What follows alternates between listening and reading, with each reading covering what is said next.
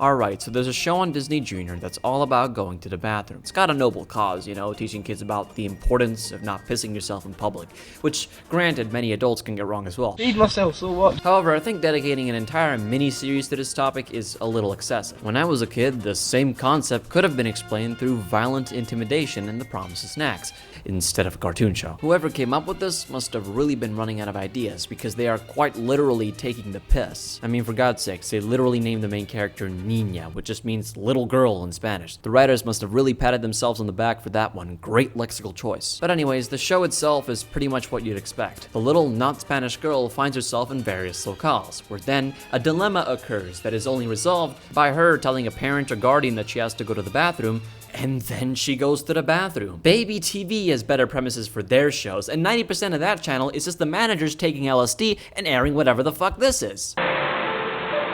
But anyways, a show like this, ironically, symbolizes a creative drought in modern preschool program. There was a time when many creative projects like Sesame Street, Pengu, and even Timmy Time dominated the scene. But nowadays, parents seem to be increasingly concerned with the educational value of TV shows, not realizing that creative expression is one of the most educational and enriching things that kids can be exposed to. You can grow up to be the smartest, most intelligent, and mature person on earth, but without any shred of creativity or exposure to creative creations, then you'll probably end up being an incredibly boring person as well. I'm not saying I expect a freaking Shakespeare play every time I sit down and watch Alpha Blocks with my little sister. However, when it comes to the standards of the execution of the show itself, namely the animation quality, I can't help but notice that a lot less effort is being put in. There's a false misconception that simpler animation is better for children because they find it more easy to understand. Yet despite this, again and again and again, the greatest media in children's entertainment, even for younger ages, ends up being the one that appeals to as many